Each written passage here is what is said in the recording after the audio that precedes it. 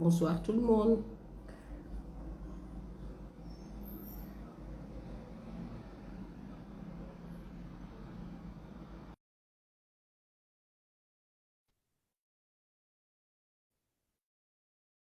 Bonsoir tout le monde.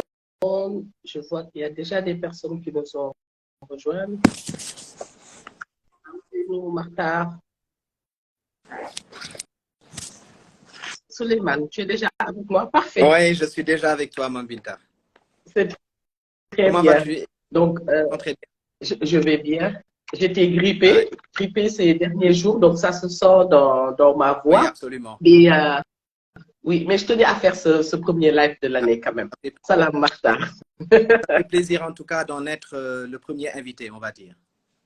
En tout cas, merci d'être là. On a déjà des personnes qui nous rejoignent. On a à peu près 15 personnes déjà qui sont déjà Bon. avec nous. Suleiman, je te laisse te présenter brièvement parce que quand même dans la communauté Tahami, on commence à te reconnaître. On n'en est pas à Tout à notre fait. premier live. Et j'en profite pour souhaiter une excellente année 2023 à toutes les personnes qui nous suivent. Que Dieu fasse que ça soit une année de santé surtout, de réussite, de prospérité, beaucoup de bonheur pour tout le monde. Merci Martha. Je tiens quand même malgré la grippe. Ça va. Je suis contente de vous retrouver tous. Donc ça donne de l'énergie. Souleymane, je te laisse la main. Et merci d'avoir vraiment voulu être avec moi ce soir. Merci beaucoup, Mambinta. En tout cas, je t'adresse aussi mes meilleurs voeux pour l'année 2023. Comme tu l'as si bien dit, que cette année soit remplie de prospérité, de plénitude, de bonheur, de santé pour tout le monde. En tout cas, en particulier nos internautes, ceux qui nous suivent à travers ce live, à qui également je souhaite une bonne et heureuse année 2023. Donc, je suis très honoré à chaque fois que je réponds à ton invitation pour partager avec la communauté Tahami. Un partage, disons, de certains concepts liés au développement personnel de manière générale et en particulier à la positivité, qui est une notion que tu défends avec beaucoup de détermination et beaucoup de hargne. Je t'encourage en tout cas pour cette belle initiative qui permet aux uns et aux autres de comprendre un peu ce que nous faisons dans un premier temps, mais aussi et surtout de s'approprier de certains concepts et de certaines notions que nous voulons vraiment partager avec eux, en particulier toute la communauté Tahami. Donc, je m'appelle Souleymane Seck, je suis de formation ingénieur à QHSE, donc c'est ce que j'ai fait. J'ai obtenu un diplôme là-dessus et c'est un domaine dans lequel j'évolue depuis une dizaine d'années, on va dire. C'est ce que j'enseigne dans certaines écoles de formation privées et aussi à l'université Alioune Diop de Bombay. J'ai eu à accompagner, à travailler et à former des entreprises, des organisations et des personnes, en tout cas dans ce domaine-là. Puis, je ne sais pas par quelle mouche ai-je été piqué pour faire une transition vers les soft skills qui constituent de plus en plus ce qu'on appelle les compétences comportementales. Et depuis un bon bout de temps, j'y suis très engagé. Je forme et j'accompagne les entreprises et les organisations et même à travers des coachings individuels, les personnes pour véritablement pour qu'ils puissent connaître leur potentialité, comment développer leur potentialité et surtout leur permettre à la fin d'avoir un épanouissement de soi. Et la troisième casquette avec laquelle je me présente, donc c'est vraiment dans le coaching, l'accompagnement, le partage, surtout sur les questions de développement personnel, de leadership et de prise de parole en public.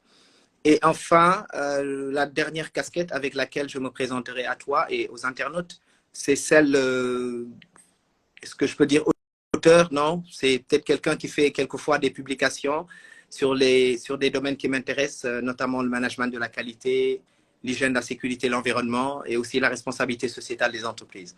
Et j'ai coécrit un livre qui est sorti au mois de mars 2021 et qui a porté sur la Covid et qui s'intitule Sénégal post-Covid-19, rupture et souveraineté, qui est un livre dans lequel nous y avions abordé vraiment des questions de souveraineté à tous les niveaux et qui se vend toujours à la librairie Harmattan. Parfait, Souleymane. En tout cas, bravo pour ce riche parcours. Euh, pour un jeune, parce que tu es mon jeune frère, et chaque fois je dis pour ce riche parcours en fait que tu as fait. Aujourd'hui, on a décidé de parler du lâcher prise. Et comme tu entends, c'est une question en fait qui touche le développement personnel, mais qui touche aussi, comme tu disais tout à l'heure, le développement professionnel. Et en fait, ce qu'on voudrait savoir, c'est pourquoi en fait le lâcher prise est-il important comme thématique aujourd'hui? Pourquoi aujourd'hui on se consacre à parler du lâcher prise? Très belle question. Avant d'y répondre, j'aimerais bien revenir sur une expression qui est de plus en plus très connue, surtout sur le continent africain, en particulier au Sénégal, et qui est le développement personnel, qui est une branche des soft skills, n'est-ce pas, qui occupe de plus en plus, comme je l'ai dit, une place prépondérante dans les organisations, dans les entreprises, qui parle de soft skills pense illico presto aux compétences comportementales, donc aux compétences légères, parce qu'on s'est rendu compte que avant on mesurait l'intelligence de quelqu'un sur la base de son QI, d'ailleurs jusqu'à présent, mais avec les mutations que connaît le monde, on s'est rendu compte que pour atteindre de plus en plus les résultats, les performances dans les entreprises, on a besoin également d'y associer et de trouver une complémentarité à ces hard skills, justement pour mettre en exergue et en valeur les compétences comportementales. Et c'est depuis maintenant les années 1960, hein, avec les psychologues, où on a mis en place justement cette notion de développement personnel et professionnel qui consiste à accompagner un individu ou des individus dans leur processus de croissance et selon le rythme de chacun. Voilà. Et c'est la raison pour laquelle de plus en plus on aborde ces questions-là, notamment la communication, la confiance en soi, l'estime de soi, l'intelligence émotionnelle. On parle de plusieurs choses. Voilà. Et c'est de plus en plus on note qu'il y a des coachs. Et d'ailleurs, il y a le président de l'International Federation of Coaching qui disait que d'ici quelques années, on aura à consulter plus de coachs que de médecins.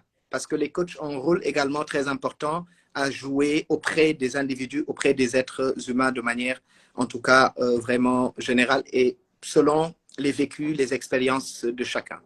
Et dans ce développement personnel, la finalité, c'est de trouver un épanouissement. C'est d'avoir vraiment une attitude positive durable. C'est voir comment travailler sur soi, comment développer ses potentialités et comment se retrouver une meilleure version de soi. Et dans ce développement personnel, il y a un aspect qui est très important dont tu as parlé tout à l'heure et qui consiste véritablement au lâcher-prise. Et ta question est de savoir pourquoi le lâcher-prise est-il justement important? Parce que depuis, je vais plus mettre l'accent sur le volet assez récent, notamment avec la COVID. La COVID a été une période, disons, catastrophique, déjà pour nous et à travers le monde entier, parce que nous étions obligés de vivre une vie dont on n'était pas familière. Et j'ai l'habitude de dire que c'est dans un monde VICA où nous évoluons. VICA, c'est un monde volatile, incertain, complexe et ambigu, qui est constitué en tout cas de plusieurs appréhensions, de plusieurs difficultés, des contraintes, des aléas auxquels nous étions obligés de nous conformer et peut-être jusqu'à présent. Et c'est ce phénomène-là ou ce monde VICA dans lequel nous vivons qui a amené véritablement cette obligation de se poser, de s'écouter et de pouvoir comprendre un peu dans quoi nous sommes, surtout selon des circonstances et des situations dans lesquelles nous vivons. Et c'est la raison pour laquelle le lâcher-prise qui consiste à un stop interne, n'est-ce pas, au fait de se poser pour n'avoir ni à s'imposer ni à s'opposer, pour avoir une écoute active et interne envers nous-mêmes, pour lutter contre ces contraintes, ces difficultés, ces vicissitudes de la vie afin de trouver un épanouissement. Donc, par ricochet, donner la définition du lâcher-prise, ce n'est rien d'autre qu'un processus, dirais-je même une technique par laquelle on passe pour mieux se poser, pour mieux s'écouter, pour mieux se comprendre, notamment ses émotions, afin de trouver un épanouissement. Et cela... Merci Souleymane Oui, pour ça. oui. Non, non, vas-y, tu disais, mais Non, cela...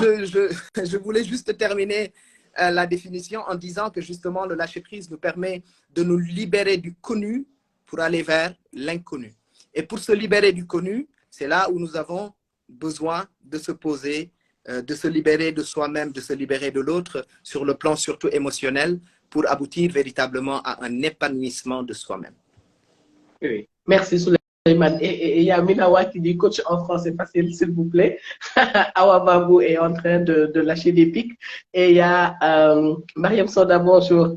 Et merci de nous rejoindre. En fait, je voudrais juste te poser la question parce que tu as dit quelque chose de très important. Tu dis qu'on est dans un monde VICA, donc avec beaucoup d'incertitudes, euh, beaucoup de mouvements. Et quand est-ce que, en fait, on s'arrête pour pouvoir faire de lâcher prise? Est-ce que tu peux nous citer des exemples concrets qui peuvent nous montrer, tu vas pas, dans le coaching, il y a la confidentialité, mais quelques exemples concrets, en fait, que tu pourrais partager avec nous de là où ça a été nécessaire de faire ce lâcher prise-là et que ça a été bénéfique. Et en passant, nos internautes, vous pouvez poser des questions directement. Je vais les noter et les poser à Souleymane au fur et à mesure que nous avançons. Très belle question. Généralement, enfin, comme tu le sais, et certainement peut-être certains qui nous suivent, dans mes activités de coaching, il m'arrive de recevoir des personnes qui me disent je n'en peux plus, je suis épuisé par le travail. Je n'en peux plus, je ne sais plus quelle orientation donner à ma vie. Je ne me reconnais plus dans certaines initiatives, je ne me reconnais plus dans certaines prises de décision. Ou même des personnes qui viennent me dire mon couple bat de l'aile. Je ne sais plus exactement dans quoi je suis. C'est la raison pour laquelle on parle beaucoup de lâcher prise en couple.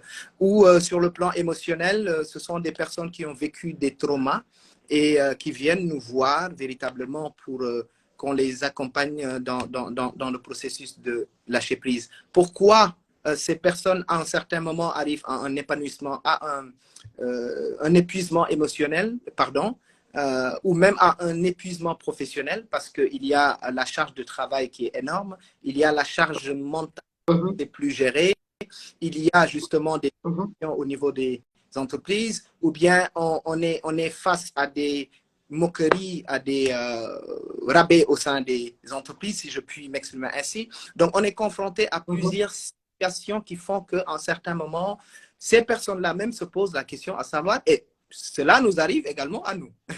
Donc, on se pose la question, n'est-il pas temps de nous arrêter? N'est-il pas temps de nous écouter? N'est-il pas temps de connaître justement ce qui ne va pas? N'est-il pas temps de nous reconnecter avec nous-mêmes? N'est-il pas temps de. Donc, on se pose une pléthore de questions. Et si la personne a la chance de pouvoir bien se connaître a priori, apprendre à s'écouter, ou si la personne dispose justement d'outils ou de techniques, elle pourra elle-même se reconnecter avec elle-même, lâcher prise afin de pouvoir renouer avec cet épanouissement peut-être qu'elle avait perdu. Ou bien la personne a recours, bien entendu, à des spécialistes, notamment peut-être des psychologues, des thérapeutes, des psychanalystes ou même des coachs qui peuvent les accompagner dans la déconstruction.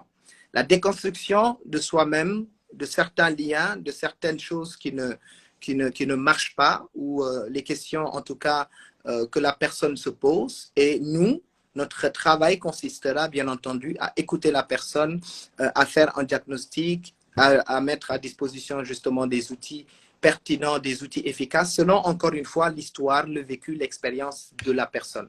Et c'est là où je mettrai l'accent sur le fait que le coaching, ce n'est pas le rôle, ou bien ce n'est pas le coach en tant que tel n'est pas un psychologue, il n'est pas un psychothérapeute, mais c'est plutôt quelqu'un qui travaille sur le présent et qui amène la personne véritablement à une déconstruction pour aller de l'avant, d'où l'importance de l'épanouissement. Maintenant, il y a dans certains cas, Mambinta, où des personnes viennent me voir directement pour me poser leur cas, et à la suite d'un diagnostic, je me rends compte que cette personne a une charge mentale, mais vraiment immense, incommensurable, mais qui nécessite véritablement de déconstruire des choses qu'elle a vécu la personne dans le passé.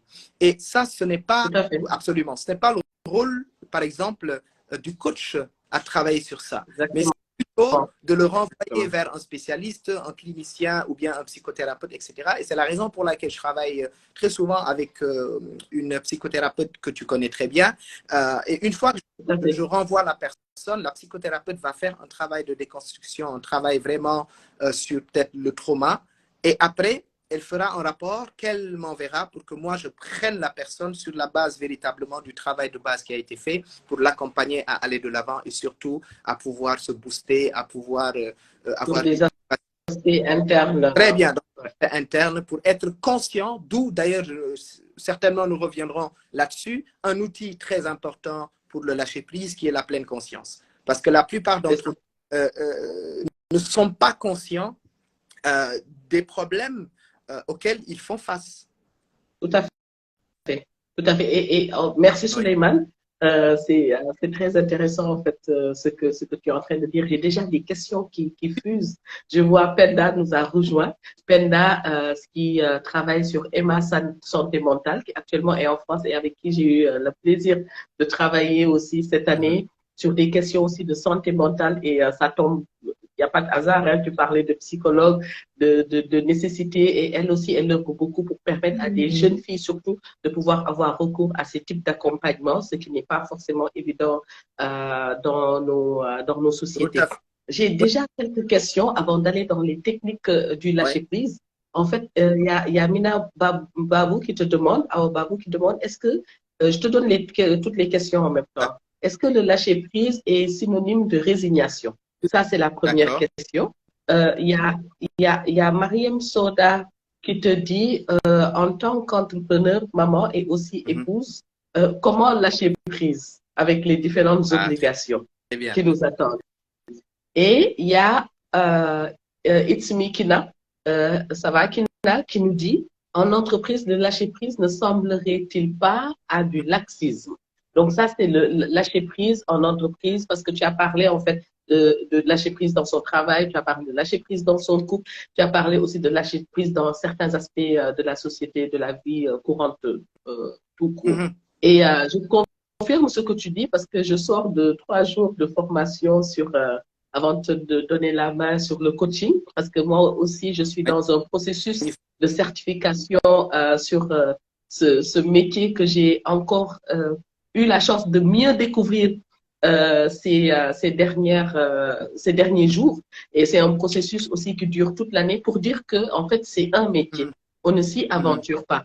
Et comme c'est un métier, il y a des techniques, il y a des façons de pouvoir, en fait, accompagner la personne, il y a des façons de pouvoir questionner la personne jusqu'à aller, en fait, et il y a Amina Diagne qui nous rejoint, qui est aussi coach.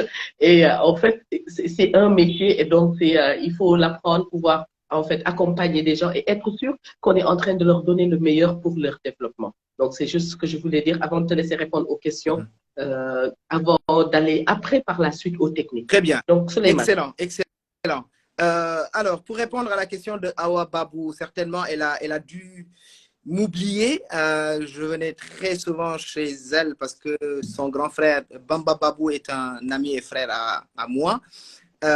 Et donc, pour répondre à sa question, le lâcher-prise est différent en réalité de la résignation. Parce que la résignation, c'est le fait où le processus, justement, disons, un peu lié au fatalisme, à la soumission. Voilà, ça veut dire que on n'est pas vraiment...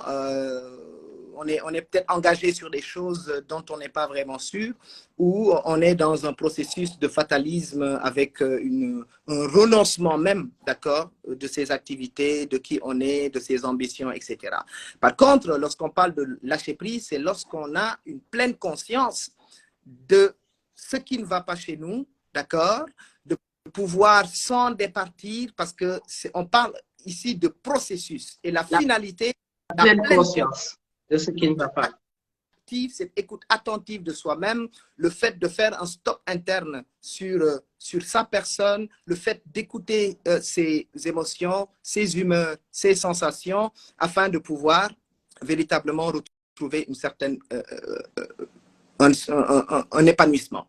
Et c'est là où se trouve la différence avec la résignation, parce qu'on est dans le processus de renoncement. C'est comme quand on obtient un projet et on se sent épuisé et qu'à la fin, on n'a pas justement ces ressources ou cette énergie à continuer. Donc, on est dans une résignation, on est dans un renoncement, on est vraiment dans une soumission, ou même lorsqu'on se trouve dans une position au sein d'une entreprise où on est appelé véritablement à une certaine soumission, avec une charge de travail, avec une charge mentale immense qu'on ne peut pas véritablement gérer à travers ses propres responsabilités. Donc, il y a nettement une différence. On va dire le lâcher-prise n'est pas la résignation. Parce que le plus au niveau du lâcher-prise, ce n'est pas du laxisme, encore une fois, pour répondre justement à la deuxième question par ricochet, qui demande si effectivement le lâcher-prise n'est pas du laxisme. Non, ce n'est pas du laxisme, parce que c'est là où on se reconnecte, comme je l'ai dit tout à l'heure, avec soi-même.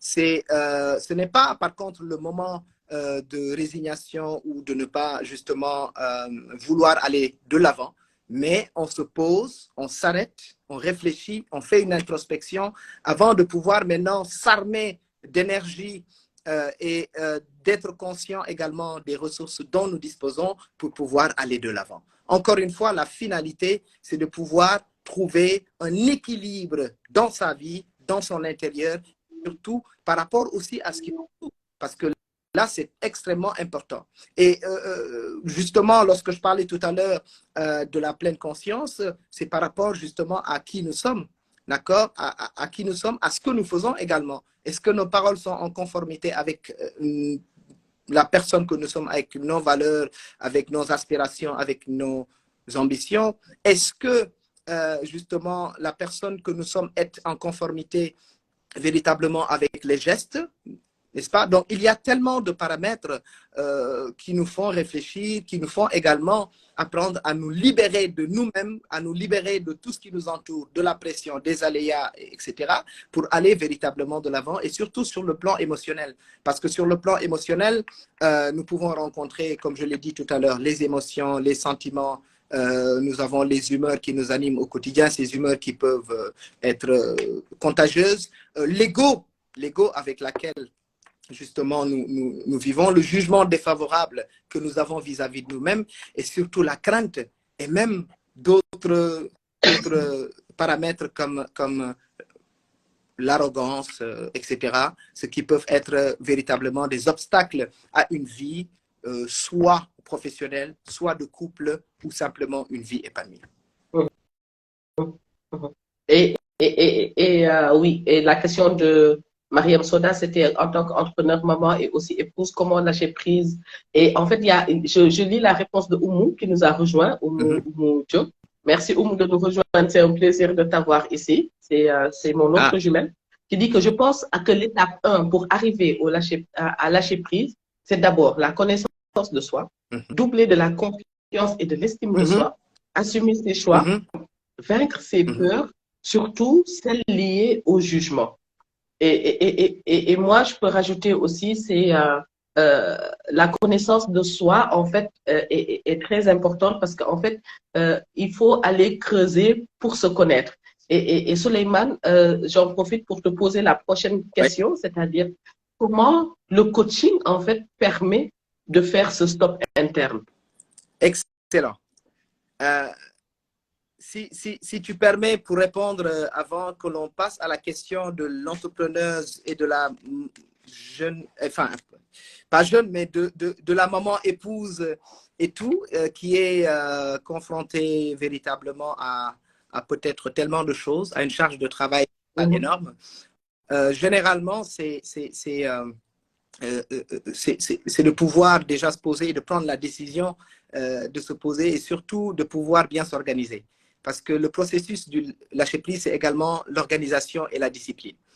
On peut être tâche et être très bien organisé, organiser sa vie, même s'il y a des aléas, des imprévus pour lesquels on est appelé véritablement à les gérer. Mais c'est l'organisation, c'est de connaître également ses priorités. Il est vrai que lorsqu'on est entrepreneur, maman, épouse à la fin, il y a des choses importantes, mais il y a des choses également urgentes. C'est de savoir quelles sont peut-être les urgences parmi les urgences.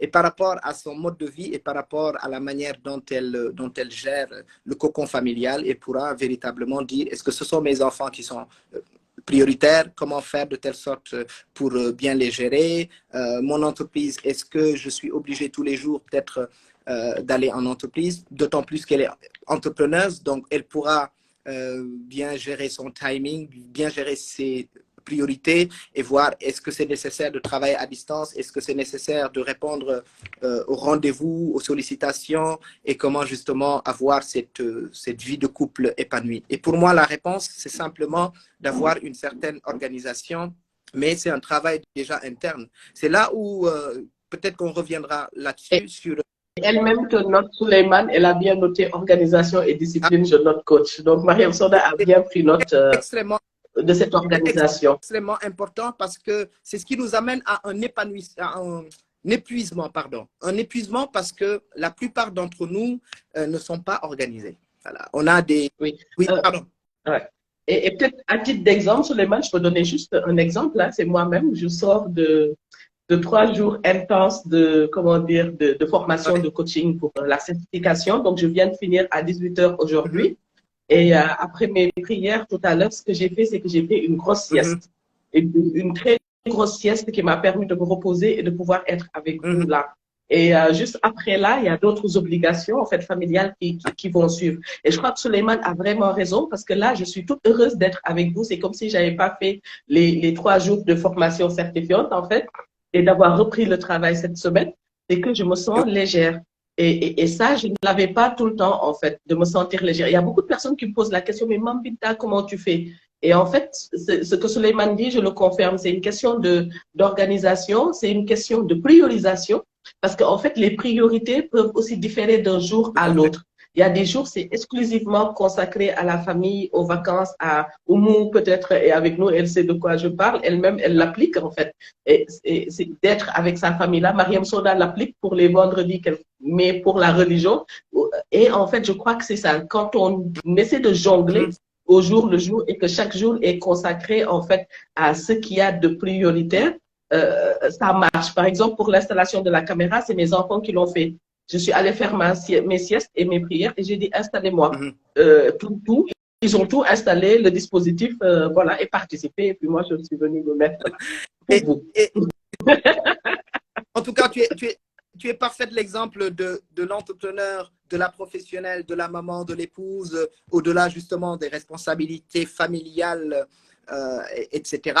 Mais il y a aussi un point, Mambinta, parce que lorsqu'on veut aller vers ce processus de lâcher prise, cela présente qu'on a pris la bonne décision et la décision d'y aller. Le plus souvent, ce sont des personnes qui nous sollicitent pour dire « coach, je veux aller vers ça, coach, je veux faire ça, etc. » Mais ces personnes n'ont pas encore pris la décision ferme de pouvoir passer à une autre étape. Non seulement... Est-ce qu'ils ont identifié? Est-ce qu'ils ont identifié déjà? C'est la question. Justement, parce que quand on n'est pas dans l'identification, quand on ne sait pas ce que l'on veut réellement, quand on ne sait pas la direction qui nous convient, quand on ne sait pas justement vers quoi on veut aller, quand on ne connaît pas sa vision, quand on ne connaît pas ses aspirations, il sera très difficile pour que la personne puisse faire une autosuggestion. Et justement, pour répondre ou bien confirmer les propos de Oumou, que je salue au passage, qui dit que justement, le premier processus ou la première étape pour aller vers le lâcher-prise, c'est la connaissance de soi. C'est ce qu'on appelle, peut-être qu'on va l'appeler autrement, l'autosuggestion, le rappel à soi, le stop interne. On peut trouver tous les synonymes possibles, mais c'est extrêmement important de savoir se poser, comme je l'ai dit tout à l'heure. Savoir se poser pour n'avoir ni à s'imposer ni à s'opposer. Il y a une fameuse maxime de Lao Tzu qui dit « Qui connaît les autres est instruit, qui se connaît est sage ». Donc, il est extrêmement important de savoir se poser et vivre en pleine conscience. Ce n'est rien d'autre que régulièrement porter une attention tranquille à l'instant présent. Ça, c'est un point fondamental. Et pour faire une auto-observation de soi sur les moments que nous vivons, de manière positive ou négative, il faut savoir écouter ses états intérieurs. Et pour écouter ses états intérieurs, il faut un processus de connaissance de soi. Comme tu l'as dit tout à l'heure, je te cite, hein, tu as dit la connaissance de soi, c'est aller en profondeur. Moi, j'ai connu justement des personnes qui ont été dans le processus de la connaissance de soi et qui sont tombées en dépression. Ça veut dire, au lieu justement d'aller faire un épanouissement, ces personnes sont tombées dans un moment de dépression parce que simplement, elles sont fuinées, elles sont allées jusqu'au bout de leur vie pour aller justement rechercher ces énergies-là. Et quelquefois, elles font face au passé, elles font face à plusieurs choses.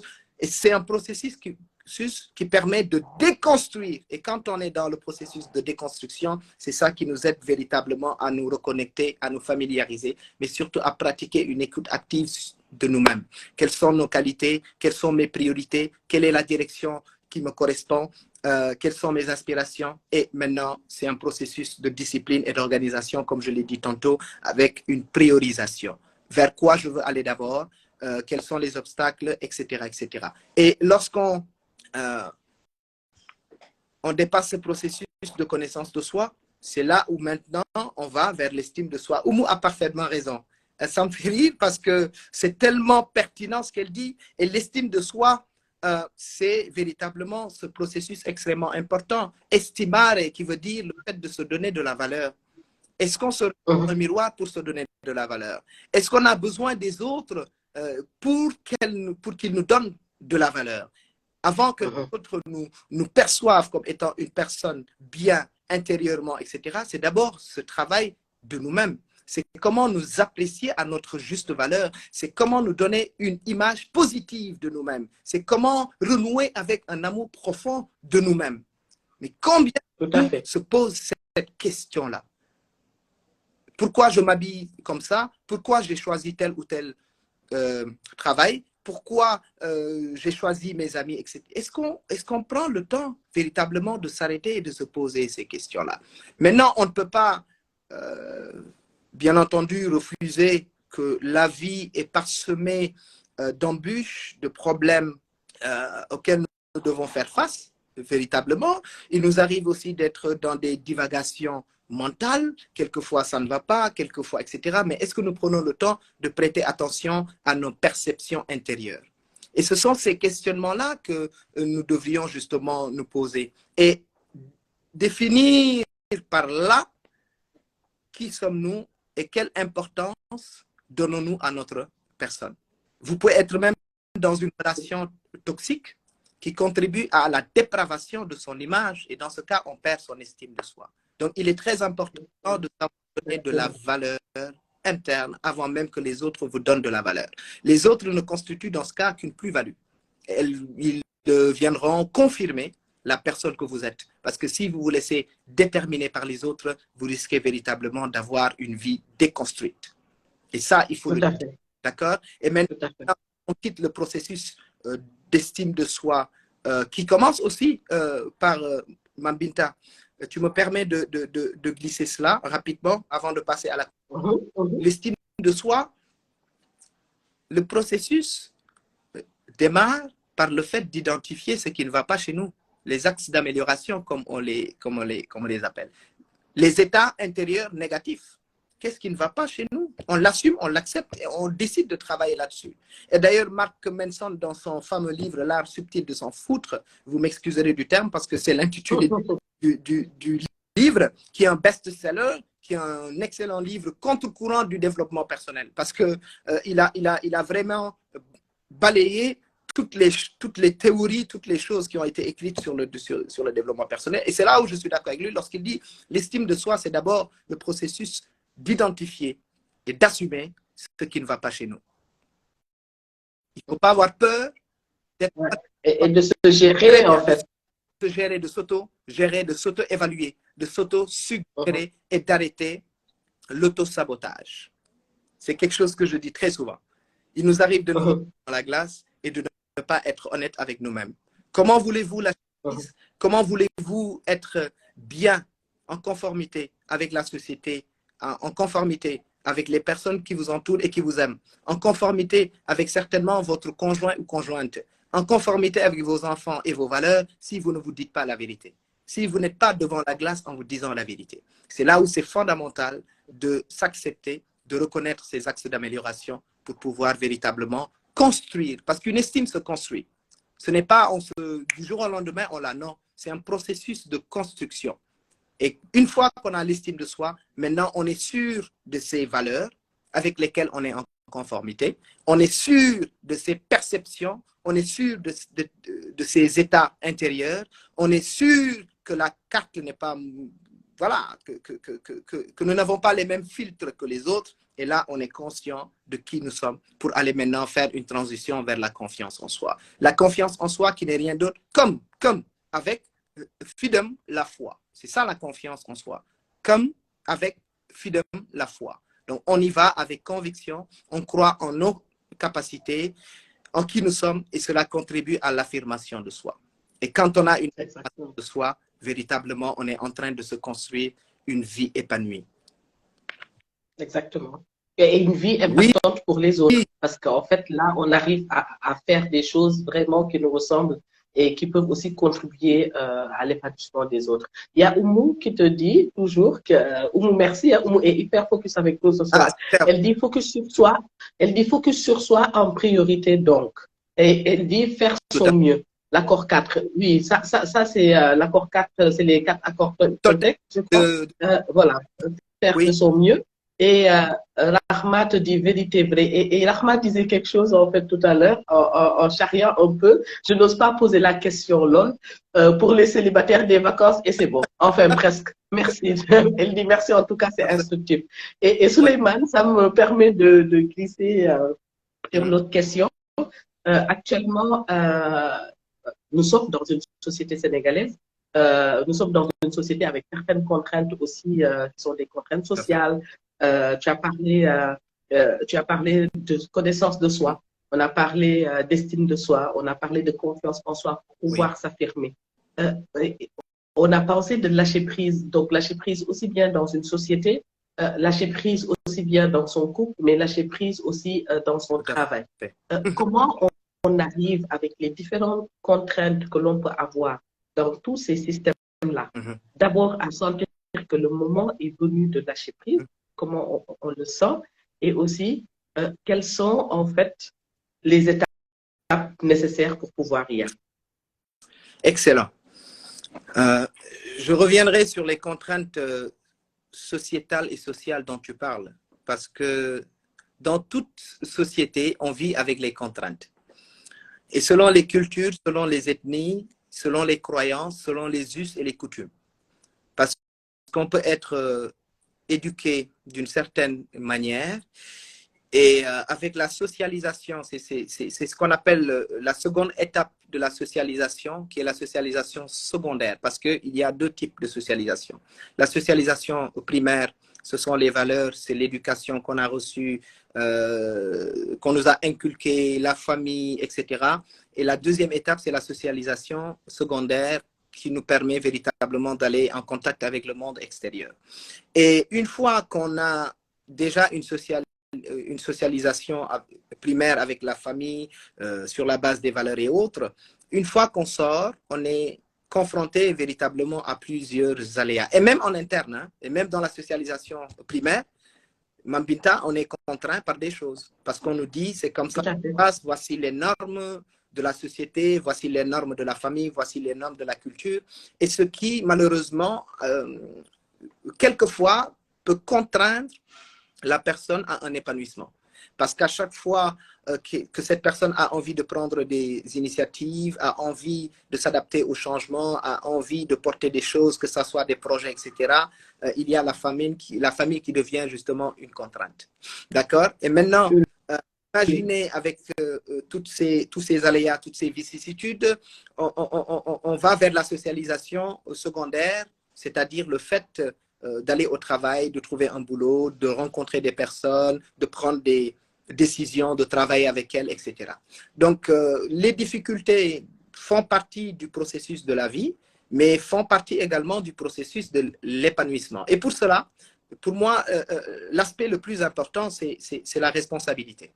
Parce que quand on vit sa propre vie, pas celle des autres ou pas celle que les autres veulent que l'on vive, mais plutôt le fait d'assumer la vie que l'on est, que l'on a et qu'on aimerait construire. Et pour ça, c'est d'abord, comme je l'ai dit tantôt, la prise de décision et surtout de donner du sens à sa vie. Tant qu'on ne donne pas du sens à sa vie et de savoir la raison pour laquelle justement on aimerait se construire cette vie-là, on risque de passer à côté. Et d'ailleurs, Yasmina Khadra, dans son livre Le jour et la nuit, qui disait que celui qui passe à côté de la plus belle histoire de sa vie n'aura que l'âme de ses regrets et tous ces soupirs du monde ne sauraient bercer son âme. Parce qu'on attend... C'est très beau. Oui. Enfin, merci, c'est de... C'est poétique, c'est poétique aussi. Et lorsque j'ai lu justement cette pensée de Yasmina Khadra, je me suis dit, mais il a tellement raison parce qu'on passe à côté de plusieurs choses et malheureusement, on les regrette. Donc, il serait bien de prendre sa vie en main, de donner du sens à sa propre vie pour pouvoir prendre ses décisions, se construire sa destinée et justement écrire sa propre légende. Tout à fait. Parce que si on laisse les autres nous dire comment nous devons nous conduire, etc., et tu en as parlé, même au niveau de l'attitude de couple, quelquefois c'est le mari qui dit que c'est comme ça que ça se passe. Même si tu es avec lui, tu veux construire une vie épanouie, tu peux ne pas être en conformité avec la manière dont il dit que les choses se passeront. C'est comme à l'inverse aussi avec la dame qui dit c'est comme ça que ça se passe et c'est comme ça. Malheureusement, c'est ce qui amène quelquefois des dissensions pour ne pas véritablement aller vers la libération de soi-même et la libération de l'autre. Pour avoir... Des fois, dans le couple même et dans toute autre chose, hein, on ne nous dit pas que c'est comme ça même, mais c'est la socialisation primaire qui finalement nous demande même de faire des choses que le partenaire ne nous demande pas. Excellent. Et alors que la société qui nous la demande ne fait pas forcément partie du couple qu'on est en train de construire. Parce que j'ai l'habitude de dire, et je pense que j'en avais parlé lors de d'un de tes lives avec docteur Mariam, je dis le couple, c'est trois éléments. C'est toi, c'est l'homme, la femme et le couple que vous allez construire. Maintenant, si dans le processus, justement, il n'y a pas du lâcher-prise, le fait de faire des concessions, le fait de trouver des compromis, on risque véritablement d'avoir un choc, n'est-ce pas, dans le couple. Et c'est ce qui amène malheureusement que quelquefois qu'il y ait des déséquilibres au niveau des couples.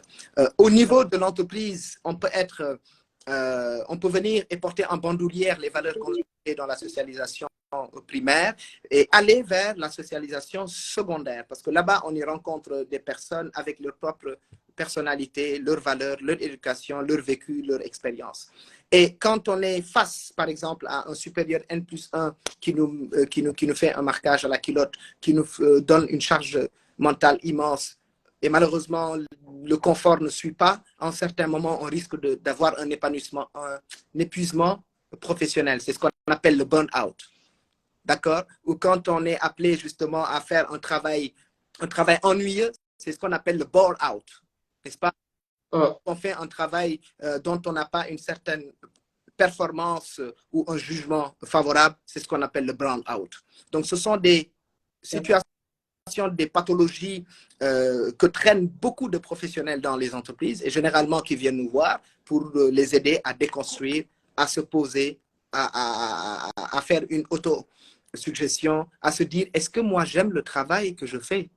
Et c'est la raison pour laquelle, Mame Binta, dans le processus de la connaissance de soi, il y a un outil que j'utilise très souvent et que je partage avec mes coachés et que je partagerai justement avec les internautes, c'est le Ikigai. Comment se trouver son Ikigai?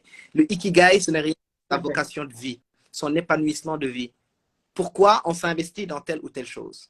Est-ce que ce travail nous épanouit? Si on est enclin à faire un travail qui nous épanouit, c'est là où notre vie aura du sens. C'est là où les talents que nous développons, les passions que nous développons, l'impact, comme tu l'as dit tantôt, que nous aurons dans la société, dans la communauté, dans la famille, mais surtout ce pourquoi nous serons monétisés. D'accord? Donc, on aura véritablement un certain épanouissement, une vie épanouie, et là, on aura trouvé notre ikigai. Mais si la personne fait un travail qu'elle n'aime pas, elle est contrainte justement de faire ce travail, elle risque véritablement de tomber dans le travers, d'avoir des divagations mentales qui disent que je ne vais pas bien, je suis très fatigué, je tombe dans un burn-out, etc., etc. Au lieu de prendre du recul, de s'arrêter, de prendre sa décision de faire une autosuggestion et de se dire, si je ne me libère pas de cette charge mentale, qu'est-ce qui pourrait m'arriver? N'est-il pas temps pour que je réfléchisse sur mes priorités? Est-ce que ce serait obligatoire que je reste dans ce travail-là qui ne m'épanouit pas? D'accord? Ou même, lorsque des professionnels sont mis au frigo, un boss qui arrive, qui ne les aime pas, je regarde la tête de Mambinta qui ne me plaît pas, malgré son expérience au sein de l'entreprise dans laquelle elle évolue, je la mets au frigo. Et généralement, on traîne des choses parce qu'on n'est pas utile, on ne se sent pas utile, alors que tes collègues le sont. N'est-il pas de se poser et la connaissance de ses besoins, la connaissance de ses besoins, de ses priorités, mais surtout les perceptions que l'on a vis-à-vis de soi-même. Donc, c'est tellement de choses. Donc, il est bien, pour reprendre les propos de Rahma, pas seulement pour les célibataires, même les mariés, de se poser, peut-être de prendre des congés, d'aller en vacances avec la famille ou d'aller seul en vacances. D'accord? D'aller quelque part où l'on se sentirait bien, d'aller voir sa famille pour se ressourcer, n'est-ce pas? D'aller faire un programme de coaching comme tu le fais, hein, pour être en conformité avec ta vision, tes aspirations. Donc, il y a tellement de choses et chacun est particulier. Parce que là, nous donnons véritablement des techniques d'ordre général, mais chacun avec ses vécus, avec ses expériences, avec les ressources dont elle dispose. Ça aussi. Tout à fait. Et quand on le fait, c'est là où on se sent en fait le mieux. Très bien. C'est là où on se sent bien, on se sent le mieux, épanoui, on se sent vraiment libéré de soi-même. Et là, on est enclin véritablement à projeter une énergie, une lumière scintillante pour s'impacter d'abord et impacter les autres ou la communauté dans laquelle on évolue. Oui. J'ai eu, Souleymane, merci beaucoup, mais j'ai eu plusieurs commentaires en fait que je voudrais lire parce que là, il nous reste une dizaine de minutes avant la fin. Tout à fait. Mais je voudrais juste lire en fait les derniers commentaires que j'ai eus. Nafissatou nous suit, Nafissatou Dia, Dundoulaine, qui est aussi une collègue du bien-être, partage, échange. On commence à avoir notre propre communauté de personnes qui se ressemblent. Hein. Salut Nafissatou, on est contente de t'avoir avec nous. Il y a Abidji qui dit, et je crois que là, en fait, quand elle parle de ça, elle est en train de parler du couple. Donc, je lis directement. La première fois que j'ai démissionné d'un travail, ah oui, elle a fait deux commentaires.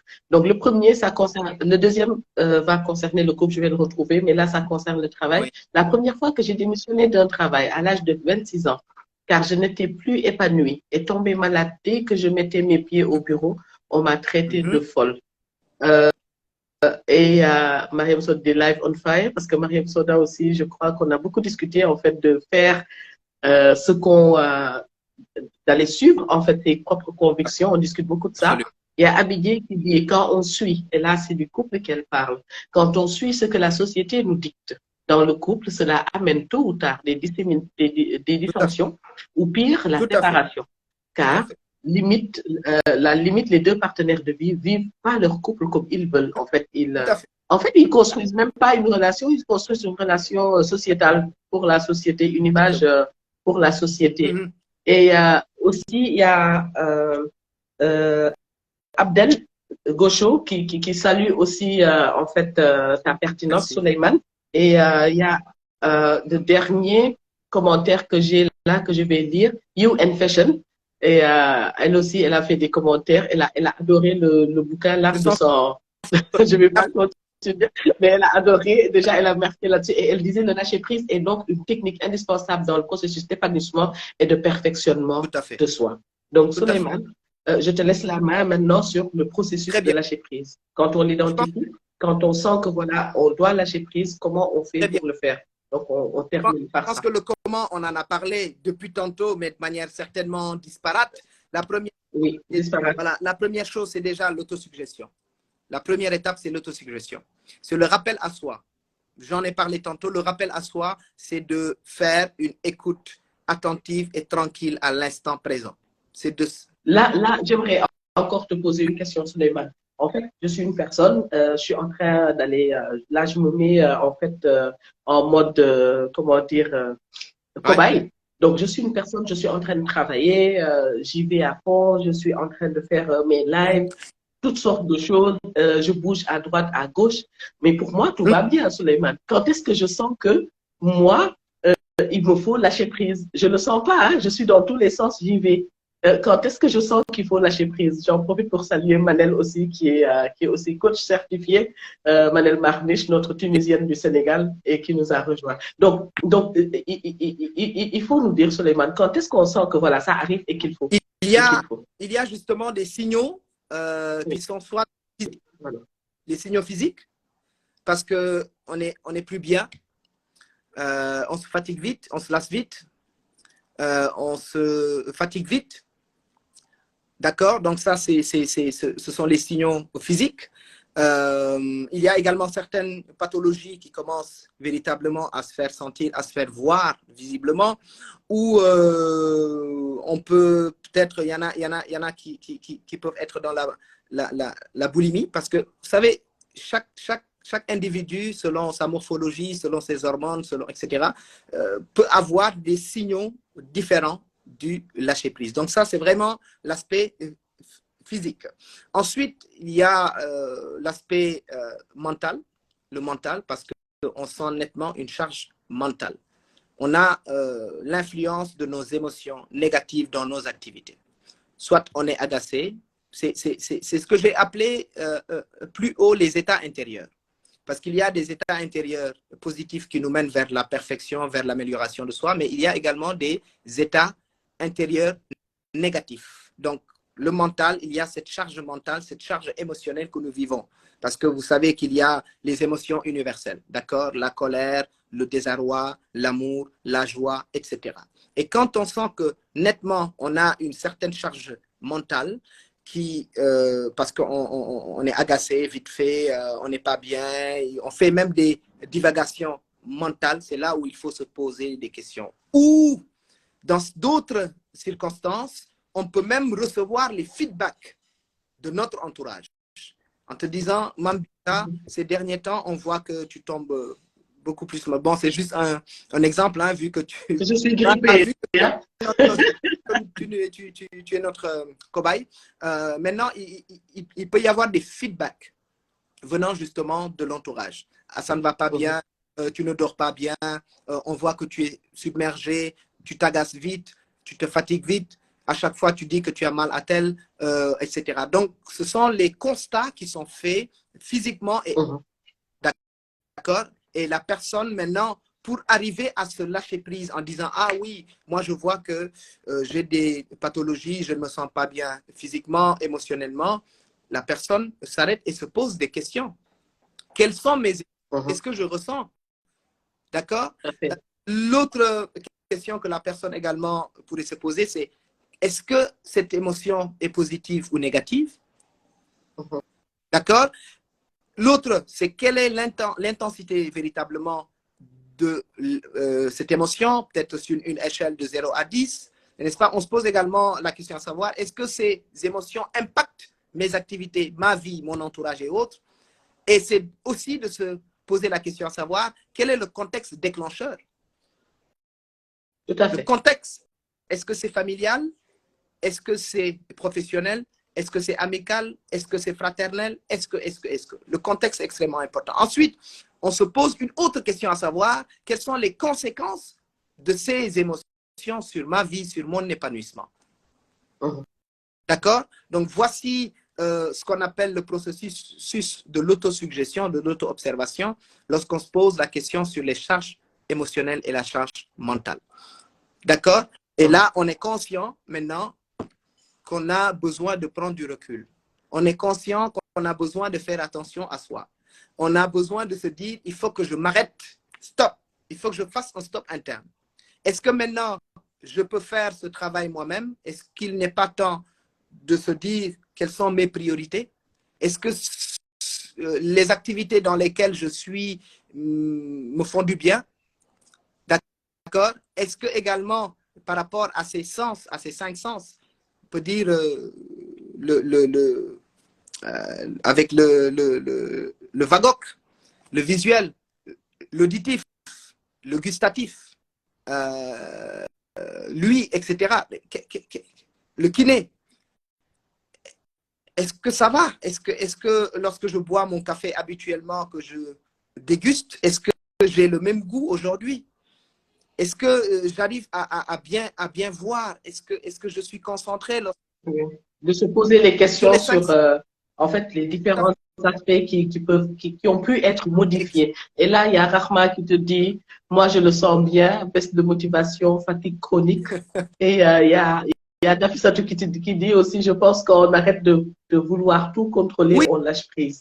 Oui, on arrête de vouloir tout contrôler. On laisse les choses aller et venir sans forcément s'agripper. On vit l'instant présent à fond et uniquement cet instant. Maintenant, tout à fait. Pour vivre justement cet instant T, pour continuer avec les outils que j'étais en train justement de partager avec vous, la première chose, c'est d'abord le constat.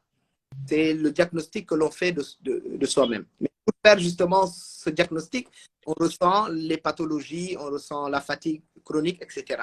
Ensuite, si on a la possibilité d'aller voir un coach, d'aller voir un psychothérapeute, d'aller voir un psychologue pour échanger avec lui en lui disant que ça ne va pas bien, tant mieux. Sinon, on se fait véritablement sa propre liste et dire quelles sont mes priorités. Est-ce que les activités dans lesquelles je suis me correspondent et me conviennent? Qu'est-ce qui pourrait me rendre épanoui? Qu'est-ce que je pourrais, disons, éliminer, n'est-ce pas? Et comment y remédier? Et c'est un travail qui se fait personnellement, pas forcément avec l'aide d'un coach et autres. L'essentiel également, c'est d'avoir les feedbacks des autres et se dire aussi, j'ai bien apprécié la réponse de la dame lorsqu'elle dit qu'on ne peut pas tout contrôler. D'accord? Travail d'auto-observation. Ensuite, pour y remédier, c'est de répondre à ces questions-là. Lorsque je ressens telle ou telle émotion, comment je dois y travailler? D'accord? Est-ce que c'est mieux ne pas contrôler tout, parce qu'on ne peut pas tout contrôler, parce qu'il y a des gens qui veulent tout savoir, il y a des gens qui veulent vraiment tout connaître. Comprendre, analyser. Est-ce qu'il ne serait pas temps de laisser certaines choses se faire naturellement pour que je puisse avoir plus de temps? Quand il s'agit, par exemple, de la maman entrepreneur, c'est de savoir est-ce que mes priorités sont mes enfants, mon entreprise, ma famille, etc. et comment s'organiser. Le processus et de discipline dont je parlais. Donc, vraiment, c'est de faire aussi des activités qui peuvent nous faire du bien, comme le sport. D'accord? De pratiquer le sport. C'est aussi une activité, par exemple, de groupe. Est-ce que je peux aller faire des... Qu'est-ce que je devrais plus, disons...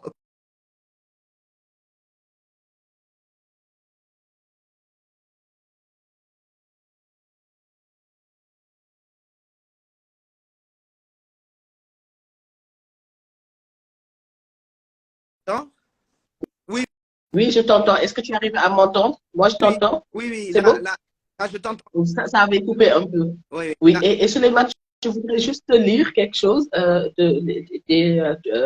certains commentaires, parce qu'on commence à en avoir. Il y a Rahma qui te dit arrêtez de se préoccuper sur les choses dont nous n'avons pas forcément le contrôle, comme tu viens de dire, relativiser et faire les choses selon notre ressenti et intérieur. Et il y a Youssine qui nous dit on a souvent tendance à accuser son N+1. Là, il parle du milieu professionnel qui serait trop agaçant. On a du mal à apprécier ses instructions, etc. Mais cela est trop souvent dû à l'agent qui ne se plaît pas. Ah oui, ce qui ne se plaît pas dans le travail qu'il fait. Donc, il met en corrélation se plaire dans ce qu'on fait et parfois même, on n'identifie pas en fait que c'est nous-mêmes qui ne plaisons pas dans ce qu'on fait. Et il y a Nafsatou qui te dit, est-ce que les activités dans lesquelles je suis, me font du bien? Oui, très bonne question. Elle-même, elle dit très bonne question. Et très, très important d'en arriver là Tout à avec fait, soi-même. tout à fait. Exactement. Et il y a You and Fashion, j'adore son nom, You and Fashion, qui dit le pouvoir du moment, le pouvoir du moment Présent. présent. Voilà. Oui. C'est ce Ah, que je mais voulais te dire. You and Fashion, c'est une sœur, c'est une amie à moi. Et donc, Mambinta, il y a ce qu'on appelle, j'aimerais partager justement peut-être le dernier outil qui s'appelle les 7 attitudes de pleine conscience pour mieux écouter ses intuitions. C'est très, très, très important de pouvoir écouter ses intuitions, se parler à soi-même, avoir un rappel à soi-même pour pouvoir construire une vie épanouie. Quels que soient les aléas, quels que soient les problèmes, quelles que soient les dissensions que l'on peut rencontrer au quotidien. La première attitude, c'est justement d'avoir l'habitude de cultiver le calme en soi. Le calme en soi, c'est se poser justement les bonnes questions. Qu'est-ce qui se passe autour de ce qui nous entoure? Excusez-moi de la redondance ou du néologisme. Qu'est-ce qui se passe en nous également? Nos émotions, encore une fois, etc. Ce que nous faisons, est-ce que nos paroles sont en cohérence avec nos actes, avec nos valeurs? Est-ce que nos gestes sont conformes avec ce que nous faisons, avec ce que nous disons? L'autre attitude, c'est de réintégrer son corps. Réintégrer son corps, ce n'est rien d'autre que le fait de savoir écouter également son corps. Est-ce qu'il s'agira de pratiquer la méditation?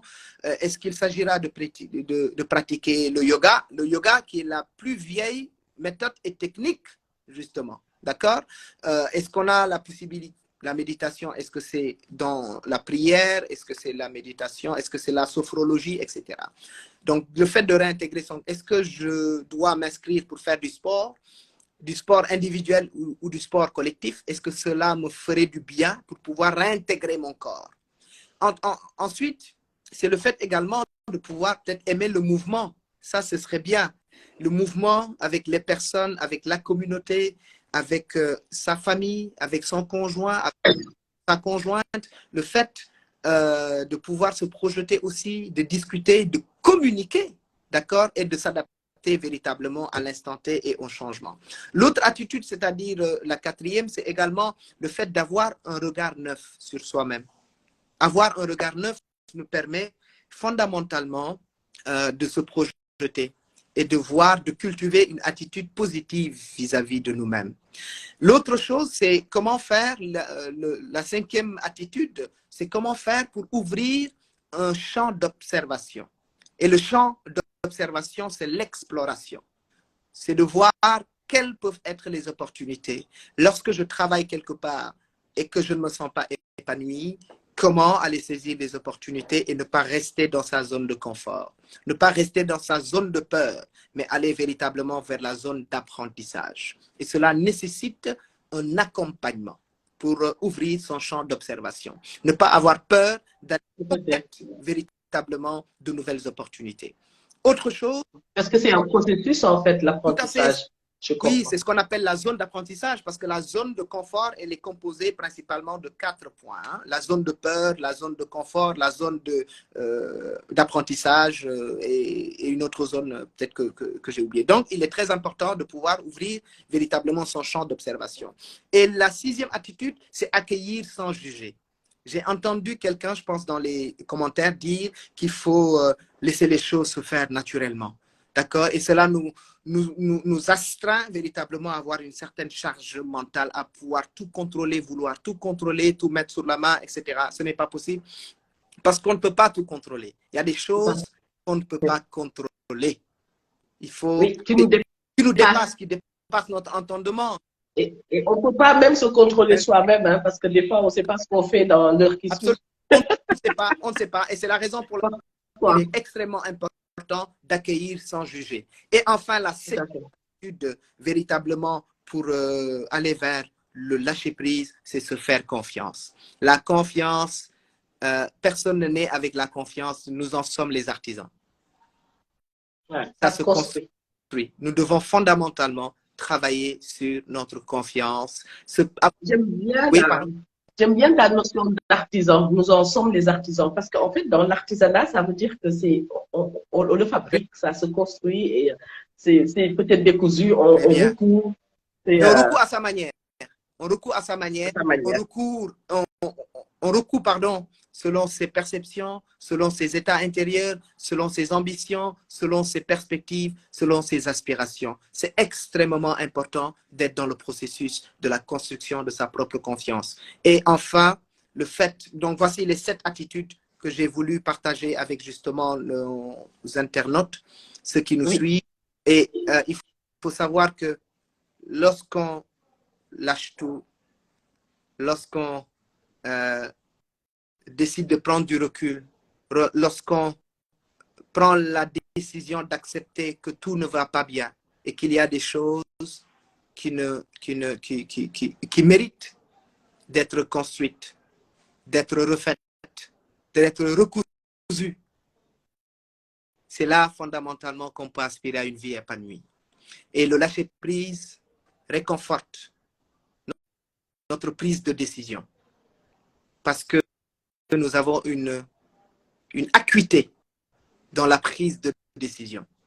Le lâcher-prise nous permet également d'instaurer, de travailler notre leadership, la capacité d'influencer, de s'influencer, d'influencer son conjoint ou sa conjointe, d'influencer ses enfants, de leur parler pour qu'ils nous écoutent, d'influencer les personnes que nous fréquentons et avoir le pouvoir ou la capacité d'influencer dans son milieu professionnel. C'est également le lâcher-prise contribue à la force de conviction. Parce que quand on n'est pas convaincu qu'on veut convaincre, on ne sera pas convaincu qu'on peut convaincre les autres. Donc, il est extrêmement important de pouvoir lâcher prise pour avoir une force de conviction. Ensuite, le lâcher-prise nous permet de travailler notre souplesse relationnelle. Parce que la relation est basée sur soi envers les autres. Et cela nous permet d'avoir une intelligence non seulement émotionnelle, mais surtout sociale. Parce que nous ne vivons pas seuls, nous vivons avec les autres et nous pouvons avoir un impact extrêmement fort et important vis-à-vis des personnes que nous fréquentons, les personnes que nous aimons et les personnes qui nous aiment. Le lâcher-prise également contribue activement à l'adaptation au changement parce qu'on peut aller quelque part dont on n'est pas familier, mais qu'on apprend véritablement à se construire à sa manière. Le lâcher-prise également favorise la créativité. Pour les entrepreneurs, d'ailleurs, dans les entreprises, de plus en plus, on y met un confort qui nous permet de lâcher prise en plein travail.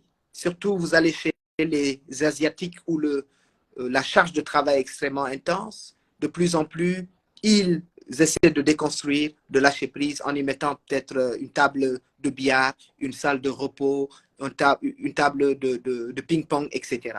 Et ce sont des dispositifs qui sont mis en place pour permettre aussi aux collaborateurs, aux employés de lâcher prise dans l'entreprise. Et cela favorise la créativité. Et d'ailleurs, lorsque vous voyez la nomenclature de certaines structures, elle est faite de telle sorte qu'il n'y a pas de bureau, il n'y a pas de cloison, il n'y a rien du tout. Tout est décloisonné. Et cela donne une bonne ambiance et favorise la cohésion et la dynamique de groupe.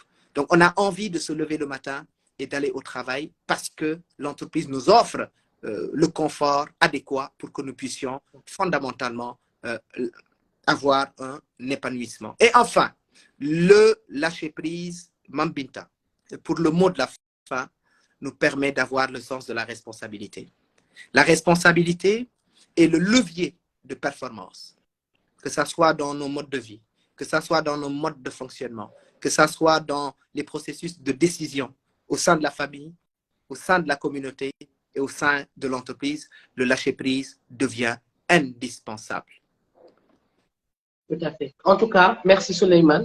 Merci pour toute ta clarté, en fait. Merci aussi pour toute la suite logique, en fait, dans ce processus de Merci. lâcher prise. Et merci aussi pour ta grande générosité de pouvoir partager, en fait, ces connaissances, de vouloir partager ce savoir, en fait, avec la communauté Tarkami. Merci. On t'aurait écouté toute la soirée. Le temps passe, mais c'est hyper passionnant de t'écouter. J'ai eu raison de laisser à côté ma grippe et de venir parce que là, je me sens boostée encore. Je me sens vraiment boostée parce que je crois qu'en fait, on est là pour ça. Et ça aussi, c'est une notion de connaissance de soi, c'est une notion de responsabilisation, c'est une notion de se connaître et de voir, d'identifier ce qui nous fait du bien et de le faire. Et je sais que ça te fait du bien et que tu es en train de le faire. En fait, il y avait beaucoup de commentaires en bas entre Abidjé, Dior Birima. J'ai vu qu'il y avait des échanges incroyables aussi pendant que toi tu parlais, que je pourrais pas en fait revenir là-dessus, mais il y avait des échanges.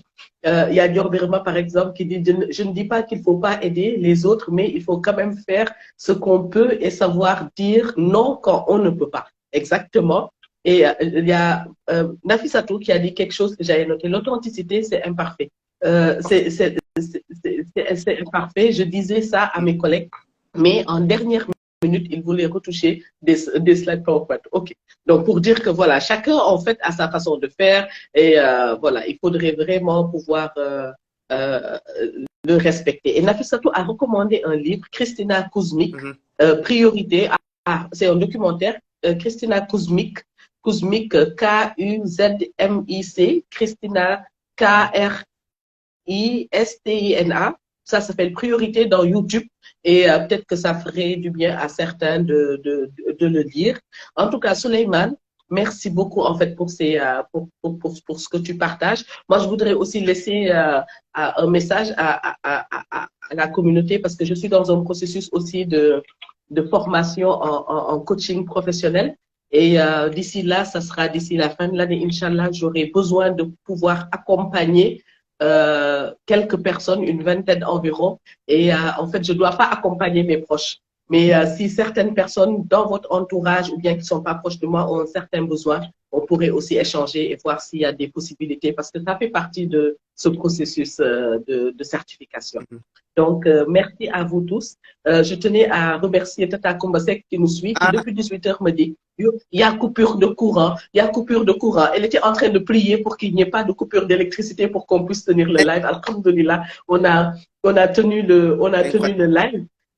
Merci à celles elles ont vraiment bien participé, à toutes les personnes, hein, plus de 30 personnes nous ont suivis en continu toute la soirée. Et sans relâcher, ça veut dire toute la pertinence, Souleymane, et comment dire, tout ce que tu crées en fait comme besoin, comme vouloir en fait se parfaire de toutes ces personnes qui nous suivent, parce que je crois que la vie en fait c'est un processus de perfectionnement continu. Tout à fait. Et en fait, pouvoir traiter de ces sujets, pouvoir écouter des personnes comme Souleymane, nous inspirer, en fait, ça nous permet aussi de sortir encore plus motivés, encore plus confiants pour pouvoir demain aller vers le lâcher-prise et aller vers l'épanouissement. Donc, merci Tata Kumbasek, Rahma et Oumou pour votre participation, Mariam Soda, Awa Babou, Dunduland, You and Fashion. En tout cas, merci à toutes ces personnes qui ont vraiment participé à ce live, ce premier de 2023 et qui présage une année merveilleuse, Inch'Allah.